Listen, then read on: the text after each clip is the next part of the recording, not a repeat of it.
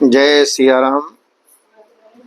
गणानां त्वा गणपतिगुं हवामहे, प्रियाणां त्वा प्रियपतिगुं हवामहे वसुमम्।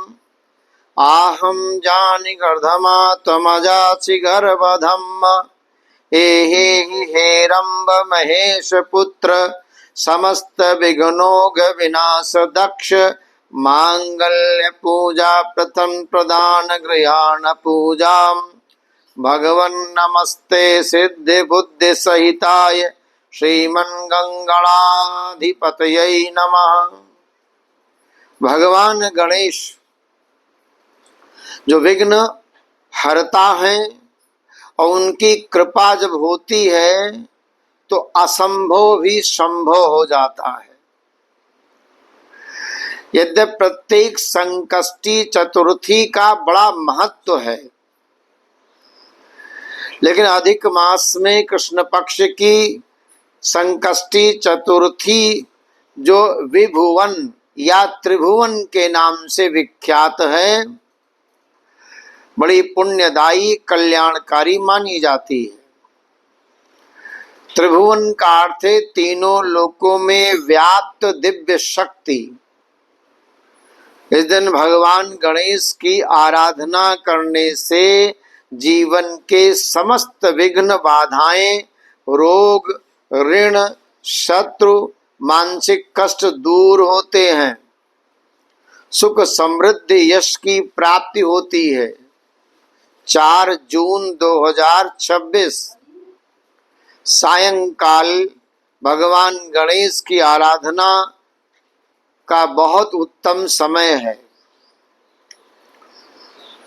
पुराणों के अनुसार भगवान गणेश समस्त देवताओं में प्रथम पूज्य हैं। कोई भी शुभ कार्य उनकी पूजा के बिना पूर्ण नहीं माना जाता। संकष्टी चतुर्थी का व्रत विशेष रूप से संकटों को हरने वाला माना जाता है। मान्यता है कि संकष्टी चतुर्थी यानी कृष्ण पक्ष की चतुर्थी बड़ी श्रद्धा नियम पूर्वक व्रत रखने से साधक पर भगवान गणेश की विशेष कृपा होती है और जीवन में आने वाली बाधाएं धीरे धीरे समाप्त हो जाती हैं। रुके हुए कार्य पूर्ण होने लगते हैं। एक कथा आती है कि एक समय देवताओं और ऋषियों पर अनेक प्रकार के संकट आ गए। यज्ञ बाधित होने लगे, धर्म कर्म में विघ्न उत्पन्न होने लगा, दुष्ट शक्तियों का प्रभाव बढ़ गया। तब सभी देवता भगवान शिव के पास पहुंचे। भगवान शिव ने उन्हें श्री गणेश की उपासना करने का उपदेश दिया। देवताओं ने चतुर्थी तिथि को उपवास रखकर गणपति की आराधना की और चंद्र दर्शन के बाद व्रत का पारण किया। भगवान गणेश प्रसन्न होकर प्रकट हुई और कहा कि जो भक्त श्रद्धा से संकष्टी चतुर्थी का व्रत करेगा, कृष्ण पक्ष की चतुर्थी को संकष्टी कहते हैं, तो उसके सभी संकट दूर होंगे, उसे धर्म अर्थ काम मोक्ष की प्राप्ति होगी। तभी से संकष्टी चतुर्थी का व्रत विशेष फलदायी माना जाने लगा। कैसे करें? प्रातः काल उठ करके जल में हल्दी डालकर स्नान करें, स्वच्छ वस्त्र धारण करें, वस्त्र शुद्ध हो, साफ हो, कटा फटा न हो। पूजा स्थल को शुद्ध करके लाल वस्त्र बिछाएं। भगवान गणेश की प्रतिमा या चित्र स्थापित करें। दूर्वा, लाल पुष्प, सिंदूर, लड्डू आदि 16 चीजों से जो पूजन की षोडशोपचार विधि है, उससे भगवान गणेश की आप पूजन करें। श्री गणेशाय नमः कहते हुए हर पदार्थ को अर्पण करें।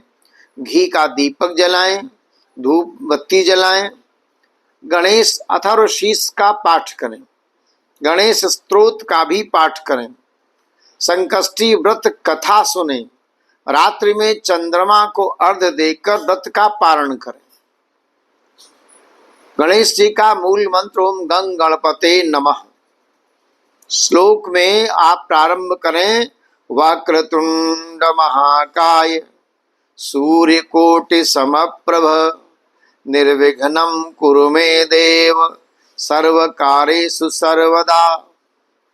ये गणेश जी के जो मंत्र हैं, यहाँ श्लोक यहाँ से प्रारंभ करें। एक जो गणेश जी की गायत्री है, ओम एकदंताय विद्महे वक्रतुंडाय धीमहि तन्नो दंति प्रचोदयात्। और चंद्रमा को जब अर्घ्य दें, चंद्रमा के अंदर जो अंदर विकृति का एक रूप दिखाई पड़ता है, किसी कल्प में जब भगवान शंकर ने के द्वारा गणेश का मस्तक उच्छेदन किया गया तो वही मस्तक चंद्रमा में गया। आज भी चंद्रमा में गणेश जी का मस्तक विद्यमान है। तो जब चंद्रमा को अर्घ्य दें, ओम सोम सोमाय नमः दधि शंख तुषाराभम क्षीरोदार्णव संभवम नमामि शशिनम सोमम शंभोर मुकुटभूषणम। इस श्लोक से भी कर सकते हैं। तो समस्त विघ्न बाधाओं का नाश, रोग ऋण शत्रु कष्टों से मुक्ति, व्यापार नौकरी में उन्नति, विवाह संतान संबंधी बाधाओं का निवारण, मानसिक शांति, आध्यात्मिक उन्नति, परिवार में सुख समृद्धि और मंगल, तो ये गणेश जी की पूजा से होता है। तो आप विचार करें कि यदि आपके जीवन में बार बार बाधाएं आ रही हैं, कार्य बनते बनते बिगड़ जाते हैं, मन अशांत रहता है, तो 4 जून को त्रिभुवन संकष्टी चतुर्थी पर भगवान गणेश की शरण अवश्य ग्रहण करें। विघ्नकर्ता गणपति की कृपा से भाग्य के बंद द्वार भी खुल जाते हैं। और जिनको धन की आवश्यकता है, धनपति भी कहते हैं गणेश जी को, तो 4 जून को व्रत रहने मात्र से धन प्राप्ति के कई योग बन जाते हैं, ऐसा भी कहा गया है।